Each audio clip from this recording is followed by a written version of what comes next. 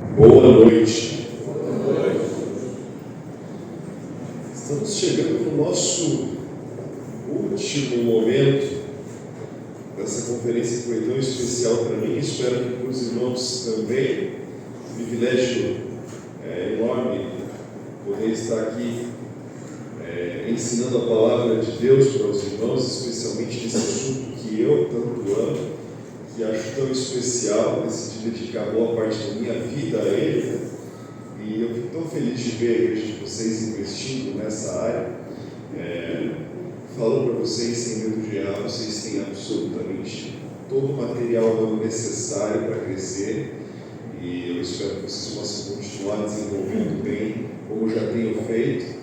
Vocês têm um ótimo grupo feminino, um ótimo grupo masculino, um grupo de jovens forte, pessoas que estão dedicadas ao Senhor. Então continue com os olhos fixos nele, na cruz, fazendo o melhor que vocês podem. E músicos, continuem estudando, viu? Não fiquem empolgados quando as coisas ficam fáceis. Eu tenho certeza que vocês vão crescer muito ainda, tá bom? Eu agradeço a Deus pelo privilégio de poder compartilhar um pouquinho com os irmãos aquilo que Ele tem me ensinado, e espero que tenha sido edificante para vocês. Meu filho, William, mandou um abraço, tá? Ele mandou uma mensagem, assim, teve que ser traduzida, né? Mas ele estava lá em casa, ele pegou um dos meus microfones, obviamente sem a minha autorização, porque eu não deixo de brincar com aquilo, mas eu não tive como resistir, né? Eu recebi um vídeo com o microfone em pé assim, regendo lá de Santos, Barato. Então, que sirva de incentivo aí para os nossos jovens. Se meu filho de 2 anos está regendo, você pode reger também, tá bom? Essa era a hora que vocês davam risada, tudo bem? Obrigado, pastor Itaguaci, pelo privilégio de pregar aqui na igreja dos irmãos. Agradeço também ao irmão Assis, dona Ileide, a Thales, a família, por me receberem também, pelo carinho, pela acolhida.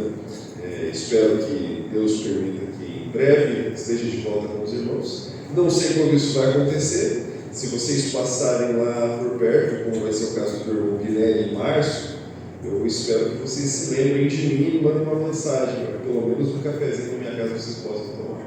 Tá bom? Muito obrigado, viu, queridos? Já estão lá em Salmo 96? Eu tinha certeza se eu tinha pedido ou não para vocês abrirem, né? Então eu pergunto se vocês já estão lá, né? Aqueles que encontrarem, eu peço que por gentileza se coloquem de pé, se vocês puderem.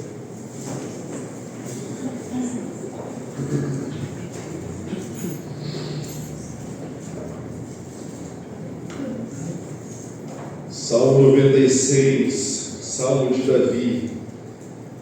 Diz assim a palavra do Senhor: Cantai ao Senhor um cântico novo, cantai ao Senhor todas as terras, cantai ao Senhor, bendizei o seu nome, proclamai a sua salvação, dia após dia, anunciai entre as nações a sua glória, entre todos os povos as suas maravilhas, porque grande é o Senhor e muito digno de ser louvado, temível mais do que todos os deuses, porque todos os deuses dos povos não passam de ídolos, o Senhor, porém, fez os céus. Glória e majestade estão diante dele, força e formosura no seu santuário.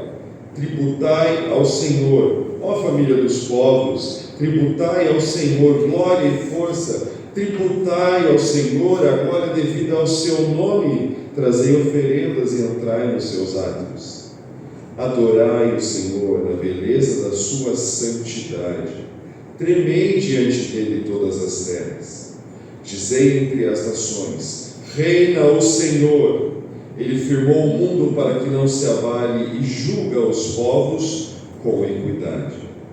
Alegrem-se os céus e a terra exulte, ruja o mar e a sua plenitude, folgue o campo e tudo que nele há, regozijem-se todas as árvores do bosque, na presença do Senhor, porque vem julgar a terra, julgará o mundo com justiça e os povos consoante a sua fidelidade. Oremos. Ó Senhor Deus eterno, grande é o Senhor e muito digno de ser louvado. Nós entramos na sua presença nesse momento com humildade, Senhor, por estarmos diante de tão grande Deus, tão poderoso, tão temível, ao mesmo tempo tão bondoso e pessoal.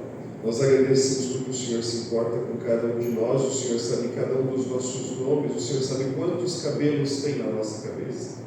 O Senhor se importa com as nossas vidas e está presente aqui hoje. Nós pedimos, Senhor, que nos próximos minutos, o Senhor, através do seu Santo Espírito, traga ao nosso coração o entendimento da sua palavra. Que as palavras ditas aqui não sejam as minhas, mas as do Senhor. Que o Senhor fale aos nossos corações. Que o Senhor transforme as nossas vidas. E que o Senhor nos molde da maneira que o Senhor quer. Nos abençoa e nos ajuda nos próximos instantes em que estaremos estudando aqui juntos. Em nome do seu Filho amado Jesus Cristo, nosso amado Salvador, que nós oramos. Amém. Amém. Podem se sentar.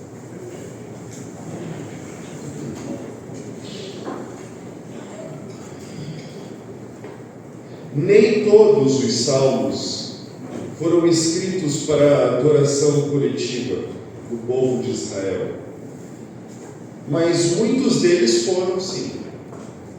Inclusive esse Salmo 96. Este belo salmo era utilizado no culto dos judeus. Esse sim é um cântico inspirado pelo Senhor. E ele vai nos ajudar a entender hoje o porquê nós devemos cantar e o que nós devemos fazer enquanto nós cantamos.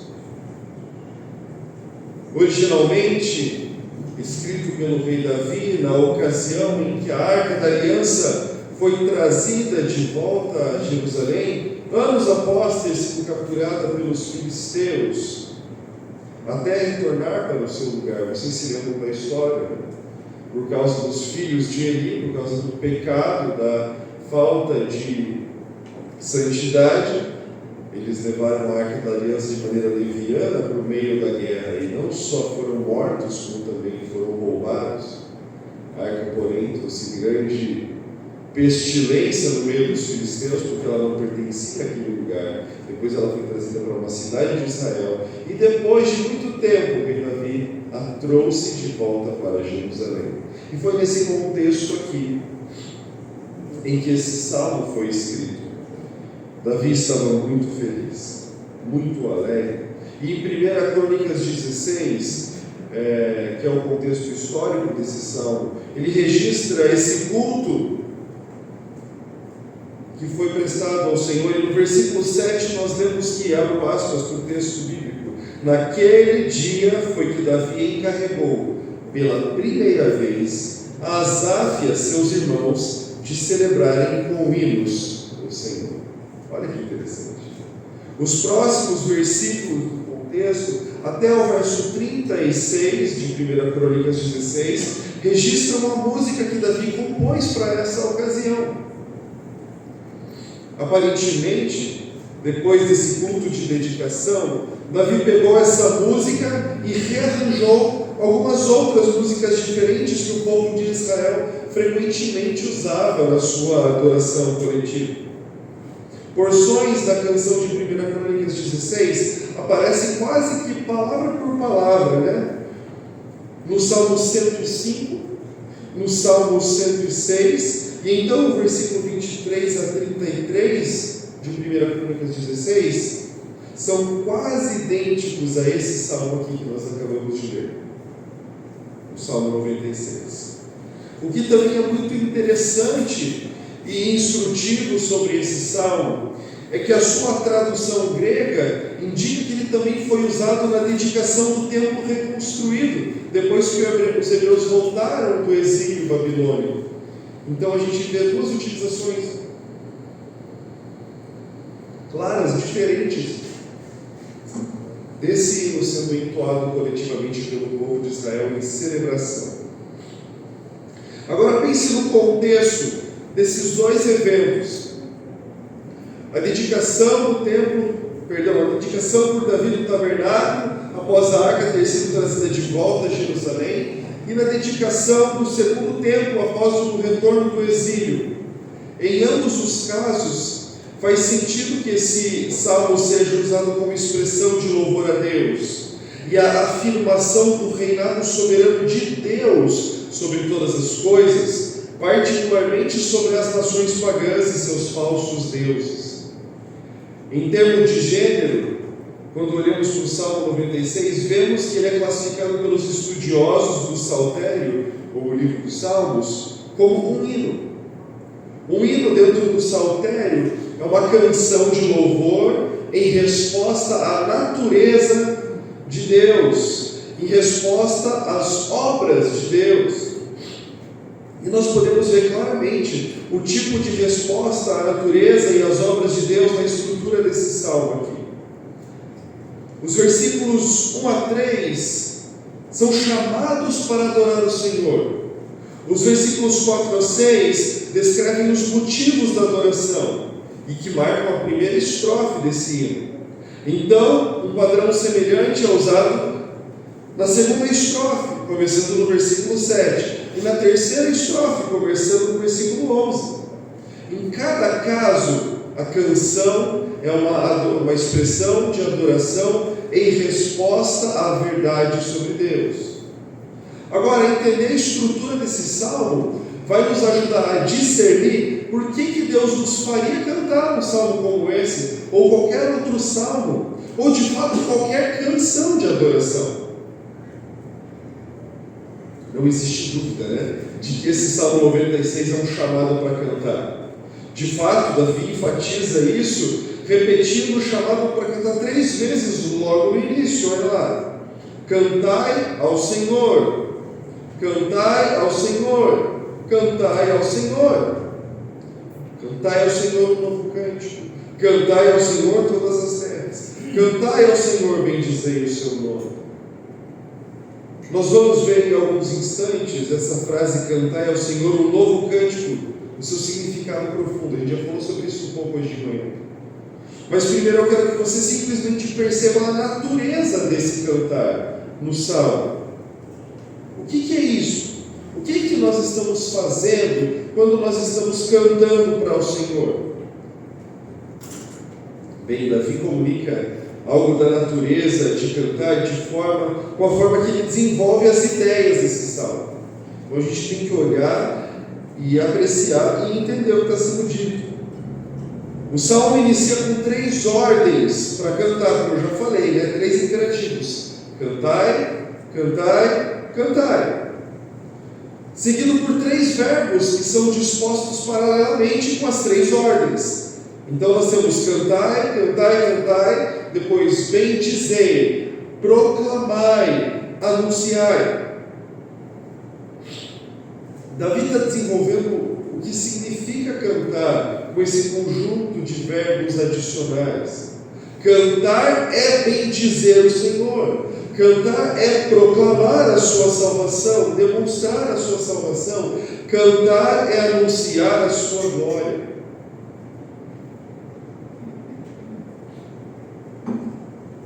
De fato, Davi usa verbos agrupados em 3 desse salmo mais algumas vezes, justamente para desenvolver o que significa o seu cantar ao Senhor. E onde que a gente enxerga o próximo agrupamento de 3 quando a gente olha para o texto? Vou ajudar você, vai lá para o versículo 7. Qual é a palavra repetida ali? Tributai ao Senhor. Versículo 8. Versículo 7 ainda. Tributai ao Senhor. E no versículo 8, tributai ao Senhor. E onde está o próximo agrupamento de 3? Aí a gente vê na metade do verso 8, Trazei oferendas e entrai nos seus atos. Adorai o Senhor. Tremei diante do Senhor. É justamente isso, queridos, que nós fazemos enquanto estamos cantando. Nós trazemos ofertas ao Senhor, nós adoramos ao Senhor, nós literalmente trememos diante dEle. Onde está o próximo agrupamento de 3? Olha lá no versículo 11. Encontramos aqui: alegrem-se os céus, então a terra exulte e depois o mar ruja. No texto original, esse aqui é um agrupamento de 3 verbos também. Vemos ali: alegrem-se o céu, a terra exulte, ruja o mar. São esses verbos de comando. Neste caso, não diretamente para nós, mas para outros. Para os céus, para a terra, para o mar, para o campo. Mas ainda assim temos um agrupamento de 3 verbos que ajudam a explicar a natureza do canto. E Davi está fazendo isso aqui deliberadamente, ou seja, de propósito. Ele está intencionalmente nos mostrando esses 3 verbos como uma forma de expandir e explorar a natureza do nosso canto ao Senhor. Não são ideias separadas. Ele não está dizendo para a gente assim, vamos cantar e separadamente ordenando você a bendizer ao Senhor. Vamos cantar e proclamar a sua salvação. Vamos cantar e tributar ao Senhor. Não. Você está vendo que as coisas estão interligadas, diretamente conectadas. Então, quando você canta, você bendize ao Senhor. Quando você canta, você proclama a sua salvação. Quando você canta, você tributa, você oferta ao Senhor.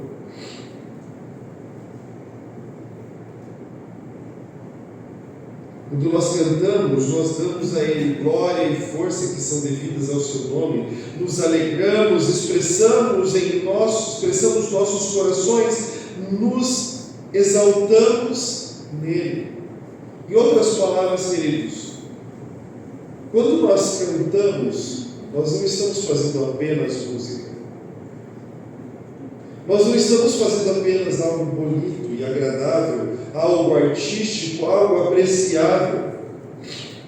Os verbos nesses agrupamentos revelam que quando nós cantamos, coisas profundas estão acontecendo. Estamos expressando afeições profundas de nossos corações, como a alegria, como a exultação. Estamos magnificando a glória e a força de Deus. Estamos proclamando o que Ele tem feito. Há outros tipos de expressões de verdade que não estão contidas nesse salmo, mas estão descritas em outros lugares. Lembra que eu falei bastante ontem a respeito do poder que a música tem de moldar as nossas afeições? Olha aqui, cantar nos ajuda a expressar ações de graça. O cantar nos ajuda a expressar o lamento do nosso coração, a contrição, a exaltação, a confissão, a tristeza, o amor e tantas outras coisas que são intrínsecas ao nosso ser e que devem ser expressadas ao nosso Deus. De fato, cantar nos ajuda a expressar essas coisas ao Senhor de maneiras que não seriam possíveis se nós não tivéssemos canções. Cantar nos dá uma linguagem para a expressão de nossos corações, quando as palavras por si só seriam inadequadas. Eu falei isso ontem. Podemos certamente, devemos bendizer ao Senhor somente com palavras, declarar a sua salvação, anunciar a sua glória. Poderíamos fazer isso somente com palavras, e na verdade até devemos, mas cantar nos ajuda a fazer isso com nuances e de maneiras expressivas que as palavras por si só não conseguiriam capturar. Agostinho disse o seguinte: o som do júbilo significa aquele amor que nasceu em nosso coração e que não pode ser dito. E a quem esse júbilo é devido, senão a Deus? Pois Ele é o inefável, aquele a quem nenhuma palavra pode definir. Você não pode descrevê-lo em palavras, mas ao mesmo tempo não pode ficar em silêncio. O que mais resta a você, se não cantar em júbilo o regozijo de seu coração antes de todas as palavras? a imensa largura e alegria sem limites das sílabas. Muito poético. Esse é o poder de cantar. Mas eu quero que você note que essas expressões dos nossos corações, através do canto, não existem no meio do nada, né? Elas não têm um fim e propósito em si mesmo. A gente não canta por cantar. Muito pelo contrário, o cantar ao Senhor é uma resposta. É uma resposta a quem Deus é e ao que Ele tem feito por você e por mim. Nós podemos ver isso mais uma vez na estrutura desse salmo. Há um chamado para expressar isso através do canto, seguido de motivos para essas expressões. Um chamado para cantar, seguido do motivo para cantar. Você não canta por cantar, você canta por uma razão. Olha o verso 4. O triplo chamado para cantar e o triplo desenvolvimento do que significa cantar.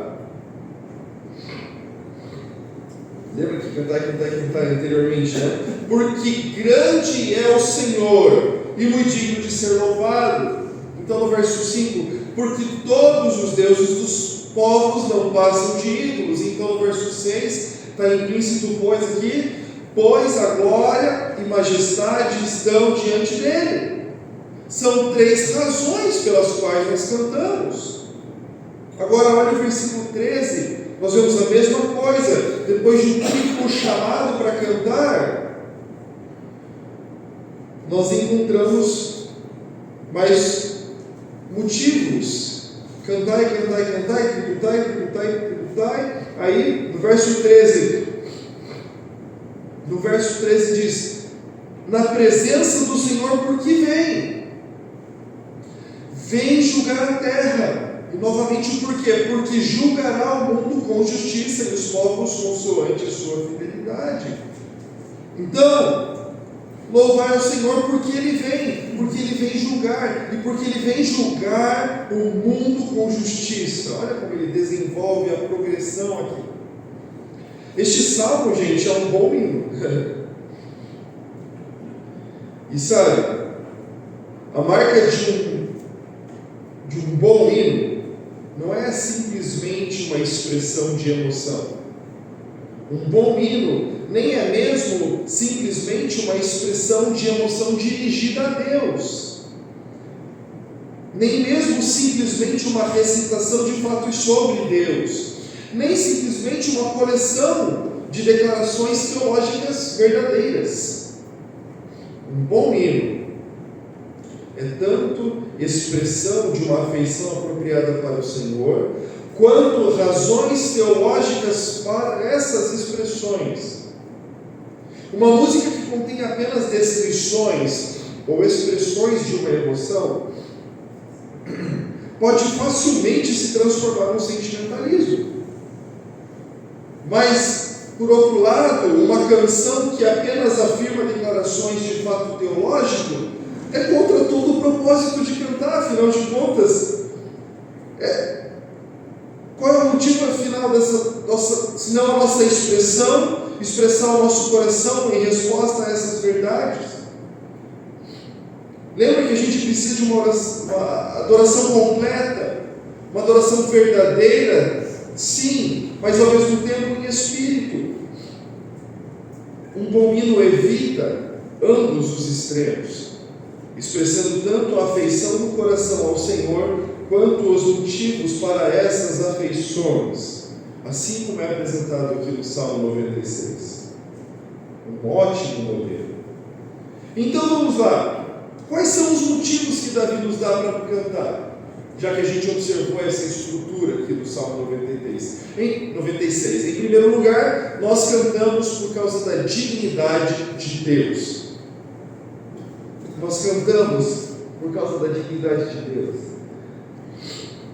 Ele é digno dos tipos de expressões descritas aqui. E por que ele é digno? Bom, primeiro, ele é digno por sua natureza e pelo seu caráter. Ele é grande, portanto é digno de louvor por sua grandeza, conforme o versículo 4. De fato, os deuses pagãos não valem nada em comparação a ele, conforme o versículo 5. Esplendor e majestade estão diante dele.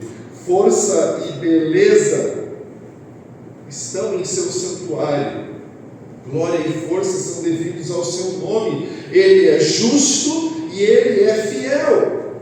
Em outras palavras, Deus é todas essas coisas. Ele é forte, ele é majestoso, ele é glorioso. Portanto, ele merece expressões de louvor, adoração, temor e regozijo. Mas sabe, nós não cantamos, ele não é digno apenas por causa da sua própria natureza e caráter, mas também ele é digno por causa dos seus feitos, por causa das suas obras. Davi lista várias dessas obras nesse salmo. Ele nos salvou, como nos diz o versículo 2. Ele fez os céus, como diz o versículo 5. Ele está vindo para julgar a terra, como diz o versículo 13. Cada um desses atos do Senhor merece nossa resposta. Portanto, Davi declara essa resposta. Mas além de Deus ser digno, existe uma outra razão profunda pela qual nós cantamos, que também está no centro da progressão do pensamento de Davi nesse salmo. De acordo com o salmista, esse canto não deve ocorrer apenas em conclaves isoladas do povo de Deus. Em vez disso, o canto deve ocorrer, de acordo com o versículo 3, inclusive entre os pagãos, entre os povos, entre as nações. Por quê? Não é verdade que esse cantar é apenas para o povo remido por Jesus? Ou melhor, o povo remido de Deus, afinal de contas, Jesus não tinha nem morrido aqui na época desse salmo. Não é verdade que somente o povo de Deus pode adorá-lo? Não é verdade que esse canto é para Deus e por Deus? Sim, certamente é verdade, né? Somente o povo redimido pode cantar esse tipo de coisa. E o público principal de todo esse canto é o próprio Deus. Mas Davi está dizendo aqui, queridos, que nós devemos fazê-lo também entre os povos incrédulos. Mas por quê? Bem, a razão pela qual nós estamos para cantar entre as nações não é declarada nesse salmo abertamente. A gente não tem um porquê escrito da maneira que a gente viu anteriormente. Mas ele é expresso por meio do desenvolvimento do salmo, através de cada uma das 3 estrofes. A propósito, essa é outra marca de um bom hino. Um bom hino não é apenas um agrupamento vagamente conectado e desorganizado de expressões de adoração, de várias ideias teológicas. Um bom hino é cuidadosamente composto de tal forma que as ideias centrais não são necessariamente declaradas diretamente em frases simples, mas elas são desenvolvidas através do desenvolvimento do hino, dando uma riqueza e uma profundidade para essa expressão ser feita corretamente e falar de coisas significativas e profundas sobre Deus. E é justamente isso que nós vemos nesse salmo. Nós vemos um motivo claro e explícito pelo qual nós devemos adorar e louvar o Senhor com canto, mas também nós vemos motivos implícitos que não são, talvez, visíveis a olho nu, como diríamos. Então vamos ver as ideias desenvolvidas através dessa progressão. Como foi que o salmo se desenvolveu através das 3 estrofes? Eu falei já que a primeira começa no verso 1, a segunda no verso 7 e a terceira no verso 11, né? Notamos que na primeira estrofe o cantar entre as nações e todos os povos progride para a segunda, lá no versículo 7, para onde a ordem de atribuir ao Senhor é dada a todas as famílias dos povos, não apenas o povo de Deus. Ou seja, há uma expansão aqui. Há uma expansão de todos os povos entre as nações, ou seja, cantai vocês, povo de Deus, entre todas as nações, para cantar todas as famílias dos povos, não apenas o povo de Deus. Da primeira para a segunda estrofe, atribuindo essa glória ao Senhor. É uma progressão de um único povo cantando louvores a Deus para todas as nações da terra, cantando louvores a Deus. Eu pergunto, como é que isso pode acontecer?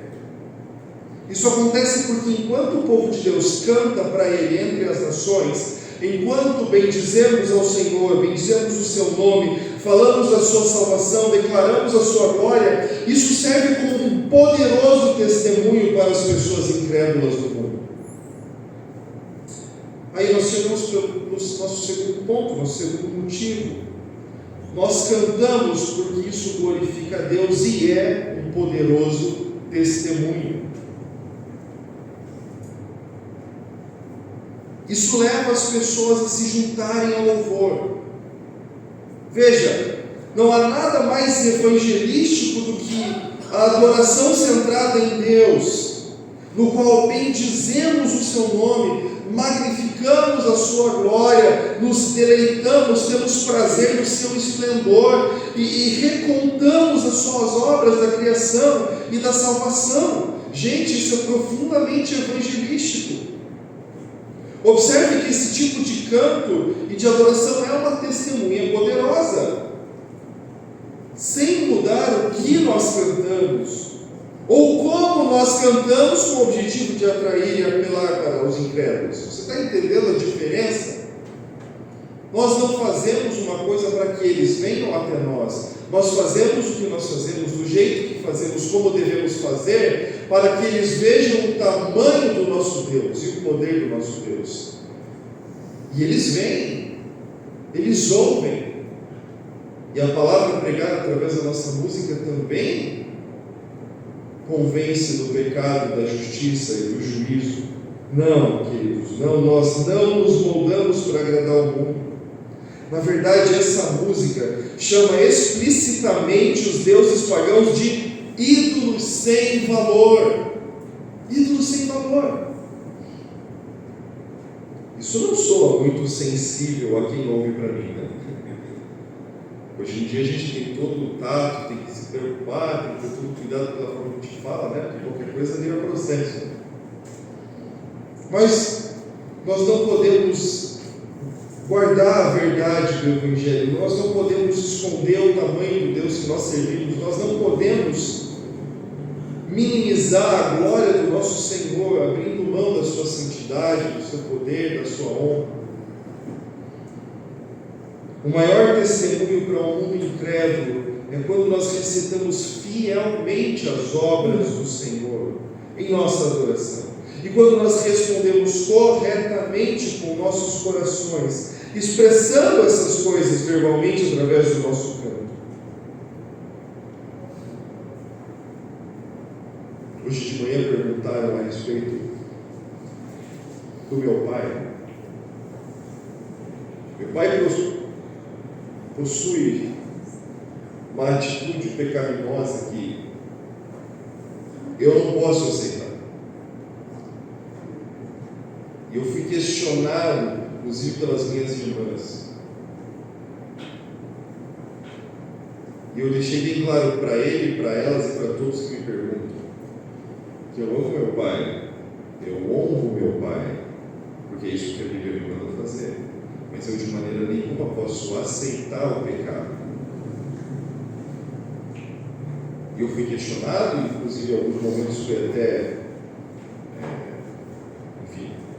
criou-se um clima desagradável, digamos assim.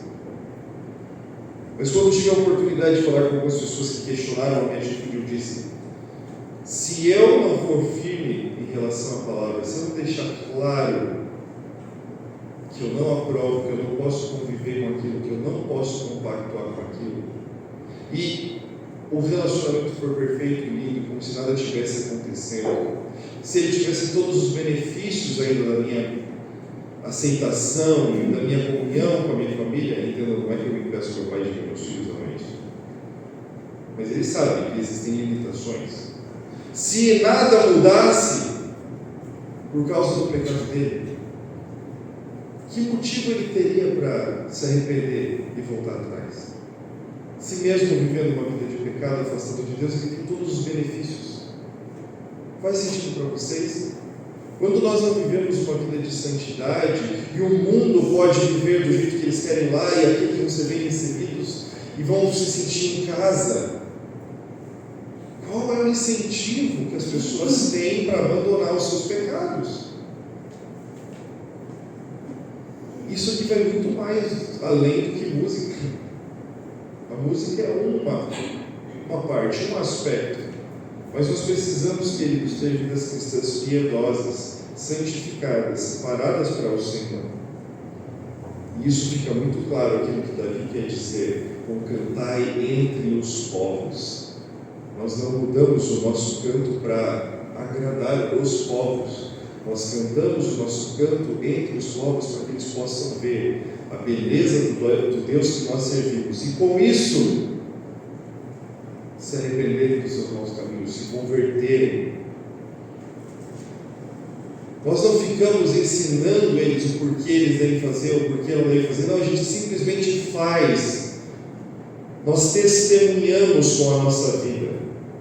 Porque não adianta nada nós falarmos e vivermos uma coisa diferente. Lembra que a nossa adoração é completa. Não adianta nada você vir aqui tocar com um terno lindo, um vestido maravilhoso, bem arrumadinho, mas o seu coração por dentro está longe de Deus. Ao mesmo tempo, não adianta você vir aqui com um coração sincero de qualquer jeito. Então lembre que isso é importante para você, em todas as áreas da sua vida. Mas o nosso terceiro motivo, que não é novidade nenhuma para vocês, o terceiro motivo pelo qual nós cantamos é porque isso produz a edificação dos santos. Eu queria que isso ficasse bem gravado na sua mente, porque é por isso que você canta todo domingo de manhã, todo domingo à noite, toda quarta-feira. Que dia vocês têm culto aqui? Terça e quinta. Nós cantamos porque isso produz edificação dos santos. A palavra de Cristo habite em vós abundantemente, em toda sabedoria, admoestando, ensinando-vos e admoestando-vos uns aos outros. Com o quê? Salmos, hinos e cânticos espirituais, cantando ao Senhor com graça em vosso coração. Olha onde isso começa.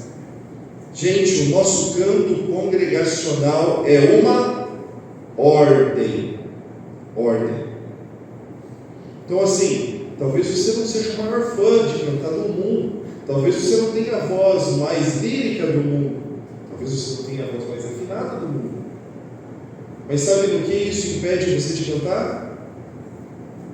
Nada, porque você é ordenado pelas Escrituras para cantar, porque isso é uma responsabilidade que todos nós, quando reunimos no culto ao Senhor, nós temos que fazer. Não só os que cantam bem. No momento de perguntas e respostas hoje de manhã, eu dei uns spoilers sobre esse meu último ponto, né? Mas não tinha como, eu tinha que responder. Queridos, como tudo que nós fazemos em adoração coletiva, no nosso culto, nosso canto congregacional é uma oferta. É uma oferta. Uma oferta a Deus, oferecida por toda a congregação. Não é uma oferta sua individual.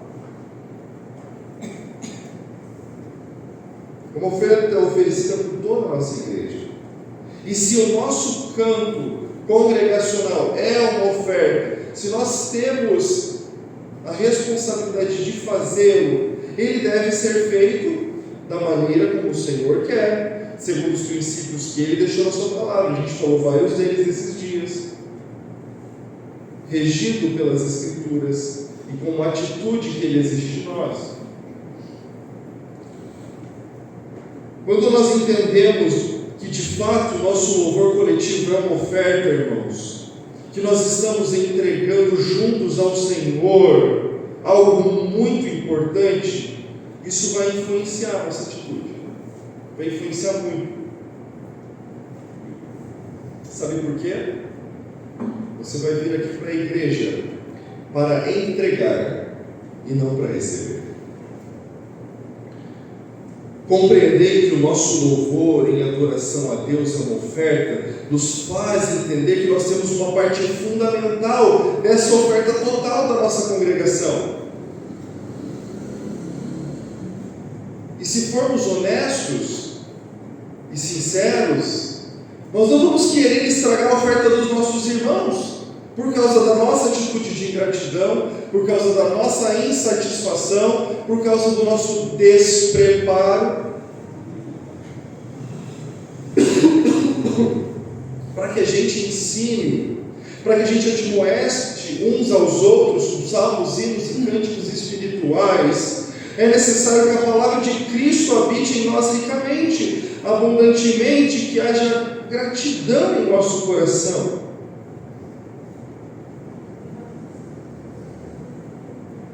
Como é que você vai fazer isso se você chegar aqui vazio? Você não chega aqui para encher o seu coração.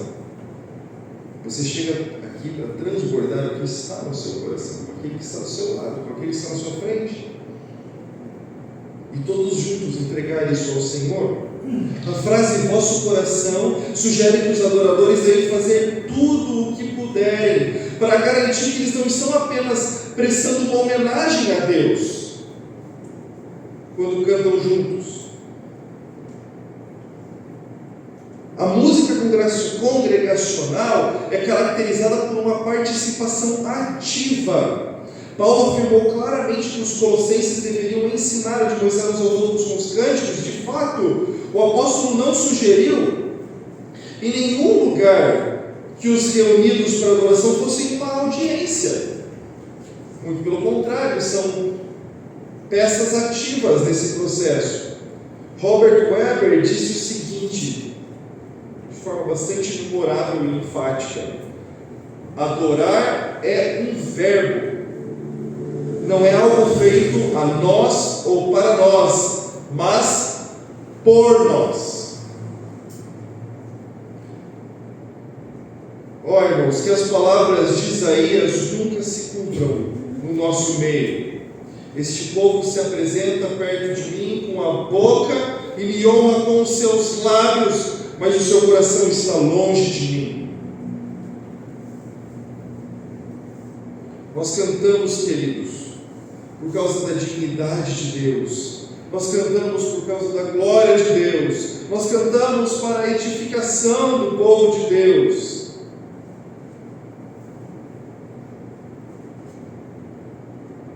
E o que é que nós cantamos? A gente volta lá para o começo do salmo.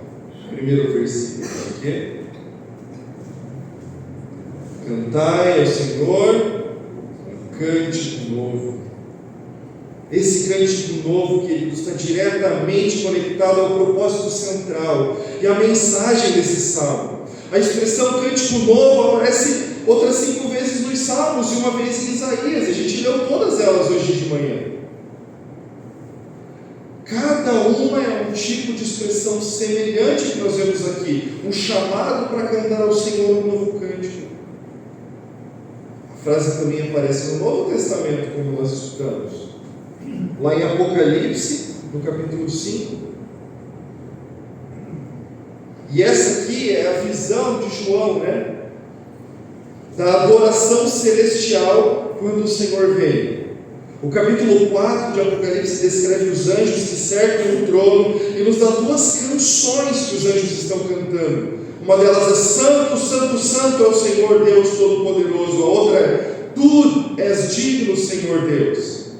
Mas então, no capítulo 5, João vê o leão da tribo de Judá, a raiz de Jessé, um cordeiro como se tivesse sido morto. João vê o Filho de Deus, Jesus Cristo, proclamado como o único digno de abrir o rolo que estabeleceria o seu direito de governar sobre o reino de Deus. E em resposta a essa revelação de que Jesus tem o direito de governar, o versículo 9 nos diz que os anjos e os anciãos cantaram um novo cântico, o mesmo termo: digno és de tomar o livro e de lhe abrir os selos, porque foste morto e com teu sangue compraste para Deus os que procedem de toda tribo, língua, povo e nação, para nosso Deus, e os constituíste reino e sacerdotes, e reinarão sobre a terra.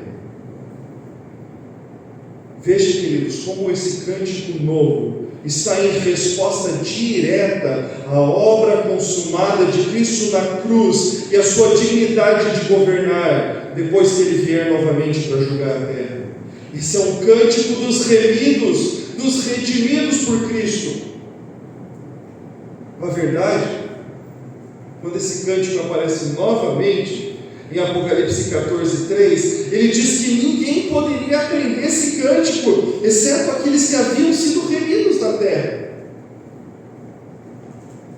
Veja, um novo cântico é uma canção que surge do coração de alguém que experimentou a salvação do Senhor, que experimentou a bondade e a grandeza de Deus. Um cântico novo é um cântico que expressa a afeição correta e adequada para Deus em resposta a quem Ele é e ao que Ele tem feito. Um cântico novo, irmãos, é um cântico que bendiz o nome do Senhor, é um cântico que proclama a sua salvação, e dia após dia, um cântico que anuncia a glória dele entre as nações.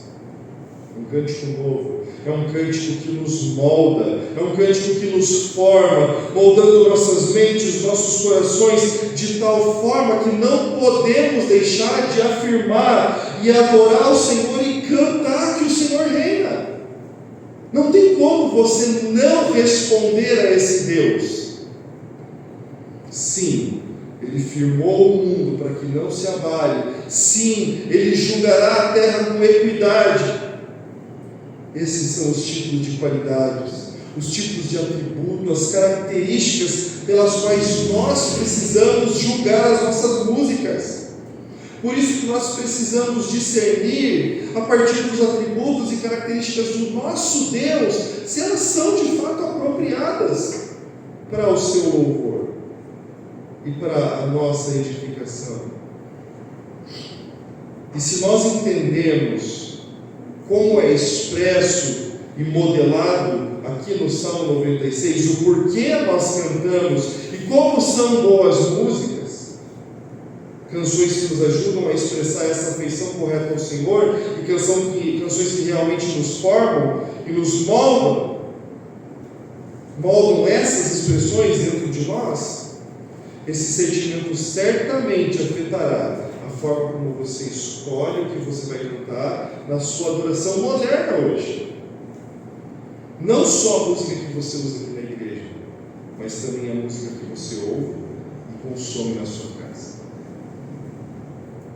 Se nós entendermos o Deus que nós servimos, as características dele e quais são as nossas emoções que devem ser direcionadas a esse Deus, certamente nós faremos melhores escolhas do que nós consumimos e do que nós usamos na nossa vida. Vamos orar.